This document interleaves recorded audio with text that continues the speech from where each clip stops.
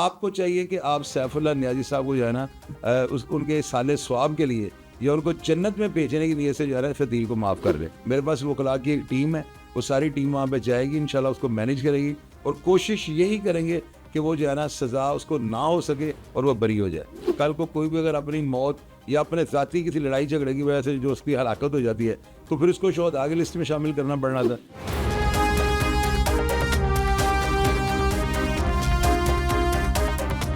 अस्सलाम वालेकुम नाज़रीन, मैं हूं नज़र हुसैन महबूब और आप देख रहे हैं चैलेंज टाइम टीवी।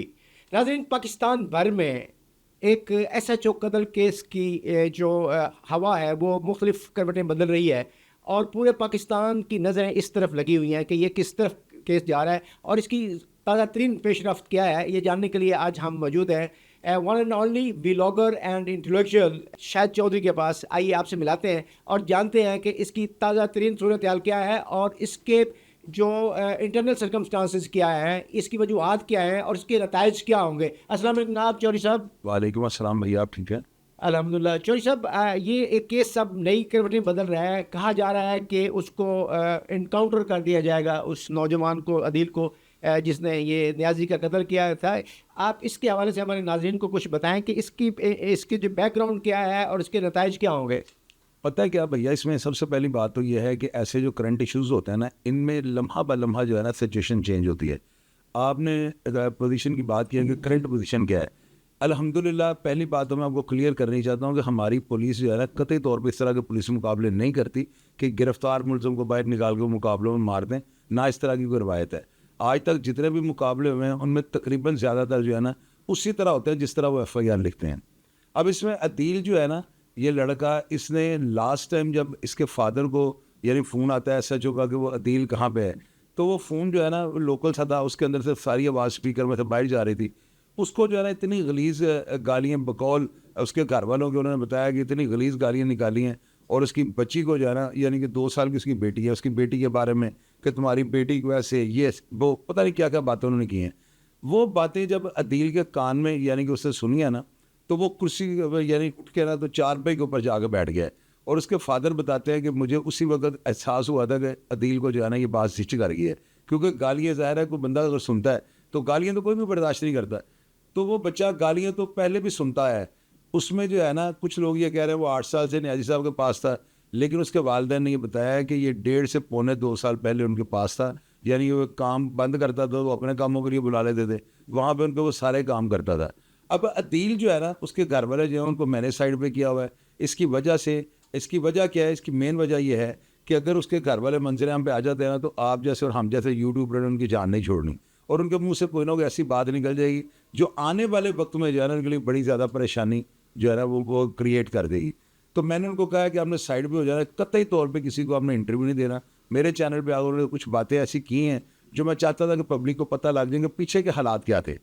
अभी अदील जो है ना, इसका रिमांड हुआ है, परसों उसको उन्होंने पेश करना है और मुझे बड़ी उम्मीद है कि अब जो है ना उसे पुलिस जुडिशल कर देगी। वो जब जेल चले जाएगा उसके बाद ज़ाहिर है इसका चलान मुकम्मल होगा, सारे हालातों वाक़या सामने आएंगे, तो उसके बाद हम ये बताएंगे पुलिस ने इसके ऊपर कुछ प्लांट किया है या इसका बयान क्या मंजरेआम पे है। अभी ये बातें चूँकि हमारी रेंज से बाहर हैं और पुलिस वाले ने इस केस को, क्योंकि हाई प्रोफाइल केस है, इसको उन्होंने इतना कोई यानी सीक्रेट रखा हुआ है कि पुलिस वाले मेरा नहीं ख्याल कि इसकी कोई भी हवा बाहर निकलने देंगे। अब आप ये देखें कि कल हमारे साथ जो है ना यहाँ पे ऊपर इसी बिल्डिंग के अंदर जो है नियाज़ी बरादर अबू नवाज साहब यहाँ पे आए हैं और उन्होंने जो है ना, यानी कि हमने जो सैफुल्लाह नियाज़ी के वाक़यात को रिपोर्ट किया ना, तो कई ऐसी बातें व्लॉगर्स जो हैं उन्होंने या यूट्यूबर के जो एंकर हैं उन्होंने सवालात में या जवाबों में कुछ ऐसी बातें की थी जो कि नहीं करनी चाहिए थी। मैं इन चीज़ों की जो है ना मज़ामत करता हूँ, मुझे भी इनको पर बड़ा गुस्सा था, रंज था, लेकिन जब सब लोग ये कहें ना कि यार जो सब आपको जेब नहीं देता, आप इस तरह की बातें ना करें, तो मैंने थोड़ा ट्रैक चेंज कर रही है।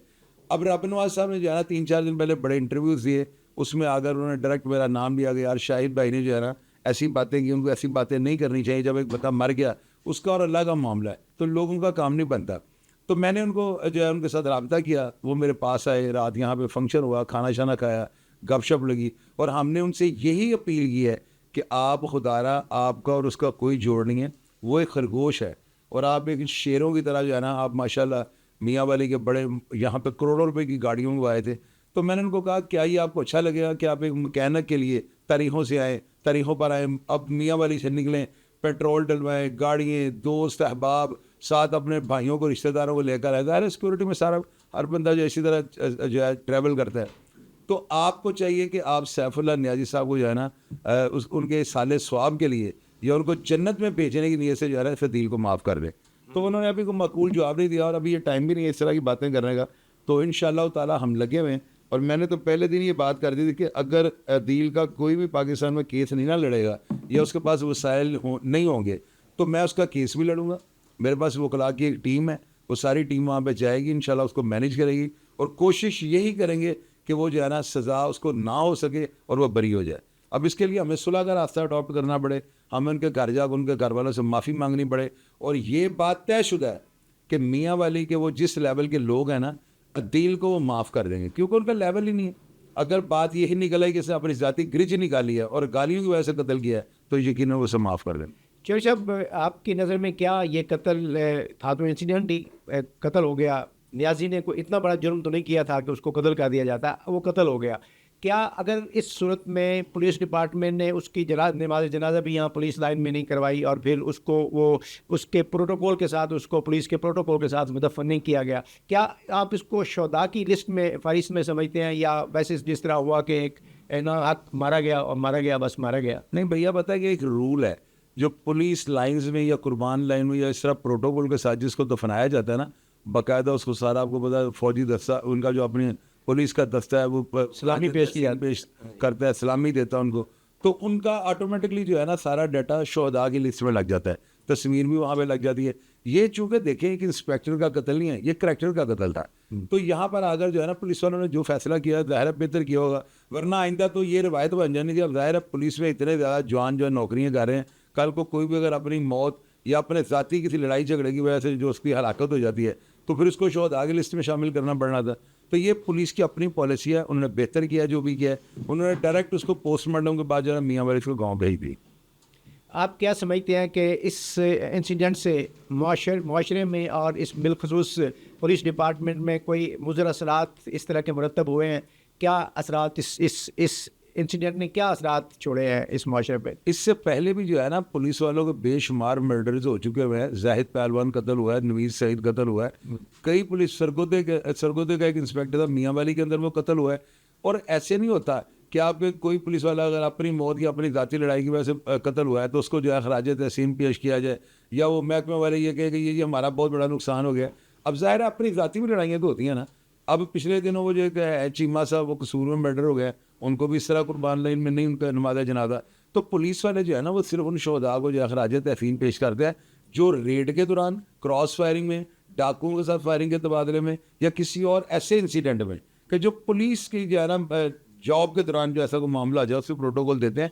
तो मुझे उम्मीद है कि इसके साथ पूरी पाकिस्तानी जनरेशन को, पूरी दुनिया को, जहाँ तक हम देखे जाते हैं लोगों को यही मैसेज है कि बद इखलाक बंदा जो है ना वो किसी भी अंधी गोली का शिकार बन सकता है। नाइस, बहुत शुक्रिया शाहिद चौधरी साहब। ये ऐसा मसला है। थैंक यू, हमारे भाई हैं। थैंक यू जी। नाज़रीन, आपने शाहिद चौधरी साहब की गुफ्तगू सुनी। उन्होंने कहा कि ये एक इंसिडेंटल मर्डर था, इसका डिपार्टमेंट के साथ कोई ताल्लुक नहीं कि उनको खैराज तहसीन पेश किया जाता और उसको बाकायदा प्रोटोकॉल के साथ मुदफ़न किया जाता।